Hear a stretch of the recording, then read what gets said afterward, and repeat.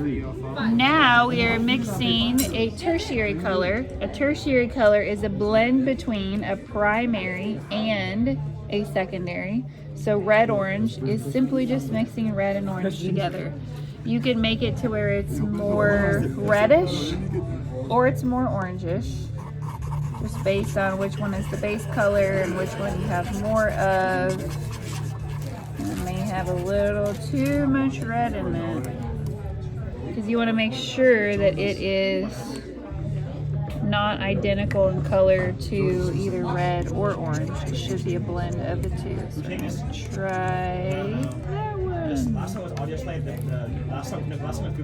So remember that your third one and your base color, the first one and the third one, are your pure hues.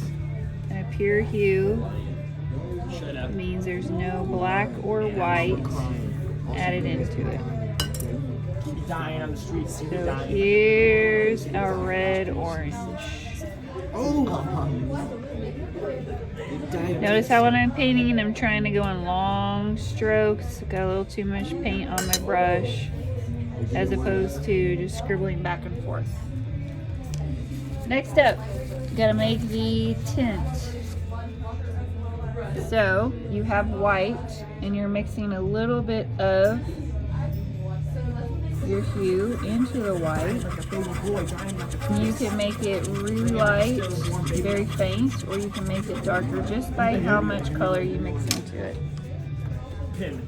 Make sure you clean out your paintbrush quite a bit in the water, or it's going to distort the color. And then I like to dry it in the paint or in the paper towel so it's not washed out and watery.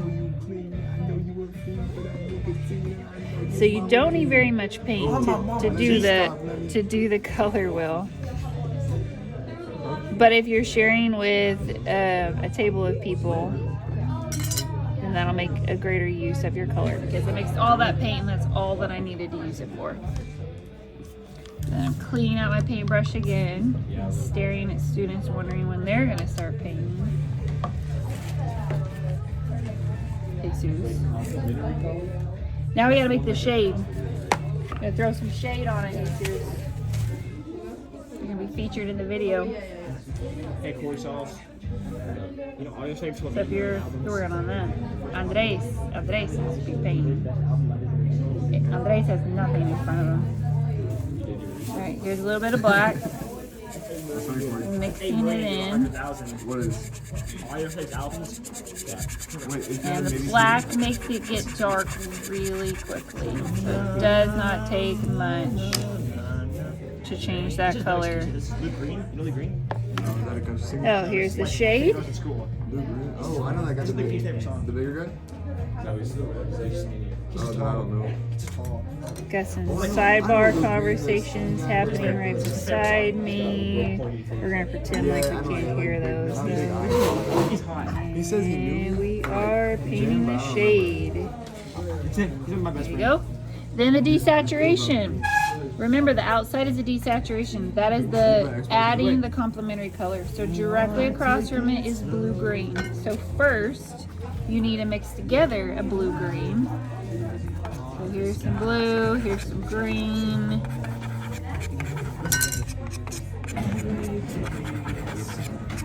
Hits me, I'm so cold. Can't say which way you need voice. Are you gonna go see him in concert if you're there? Damn. Who is this? Alex James. They're coming to the amp? When? The lead singer died. So it's like a Still, it's I like, know. it's still cool though. So like, Yeah, this summer, they're going this summer. I was big on Alice in Chains back in the 90s. You're the white hair girl with that big Alice The shades. white hair girl. That's cool. All right, so then, oops, that's our blue-green. We have to mix it in with the red-orange.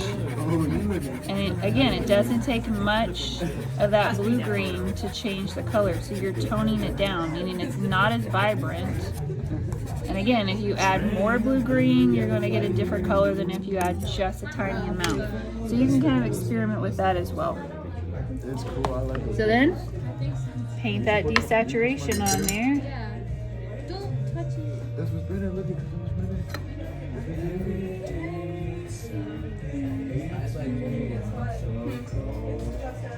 Here's our desaturation. Boom. Something to note, this desaturated color will not be the same as this blue-green desaturation because you're mixing, the base color is going to be different. So I'll go ahead and show you with, since I already have some blue-green, I'll mix all this together so there's enough space. So then I'm just taking a little bit of this blue-green, I'm going to scoop it over here, and then I'm going to mix the red orange into it. So this is going to be different because it's predominantly blue-green. But I'm toning that blue-green down with some orange. And if you make the ratio about 50-50 of each color, then you're going to get more of a brownish color. So clean out my paintbrush, dry out that excess water, take this, and I'm going to put it